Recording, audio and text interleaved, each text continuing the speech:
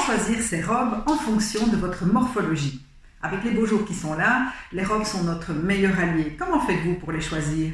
Êtes-vous certaine que les modèles que vous choisissez vous mettront parfaitement en valeur? Dans cette vidéo, j'ai choisi de vous parler de 3 morphologies les plus courantes et je vais vous donner quelques conseils pour chacune d'entre elles pour vous aider à choisir vos robes plus facilement. Bienvenue sur cette chaîne Allure et Communication, le meilleur endroit pour apprendre les codes vestimentaires et gagner confiance en soi. Hello tout le monde, c'est Jo, j'espère que vous allez bien. Je suis ravie d'être avec vous aujourd'hui. Alors, j'ai choisi de vous parler des 3 morphologies les plus courantes. Et la première, c'est la silhouette en 8. Alors, la silhouette en 8 est une silhouette parfaitement équilibrée. Les épaules et les hanches sont alignées, la taille est bien marquée. La taille est un atout majeur dans cette silhouette.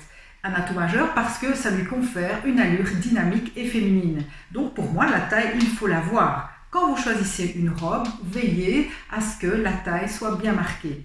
Qu'elle soit dans un tissu plus structuré ou un tissu plus fluide, veillez à ce que la taille soit bien marquée.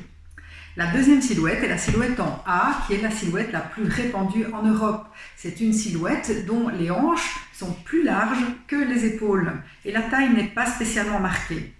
Donc c'est une silhouette très féminine également, tout en courbe également. Et donc tout le challenge ici sera d'essayer de marquer la taille. Pas spécialement la serrer, mais en tout cas la marquer. Donc peut-être privilégier des vêtements un peu plus cintrés. Et en fonction de la morphologie, bien sûr, ce seront des robes fluides qui seront privilégiées. Il faudra vraiment, en tout cas, éviter le volume au niveau des hanches, éviter les froufrous, les poches appliquées, les dentelles à cet endroit, pour éviter, bien sûr, de déséquilibrer la silhouette. Certains modèles vintage peuvent convenir tout à fait. Et la troisième silhouette, c'est la silhouette en H. Et donc une silhouette pour laquelle les épaules et les hanches sont alignées et la taille n'est pas marquée. C'est une silhouette qui parfois peut avoir des allures un peu masculines.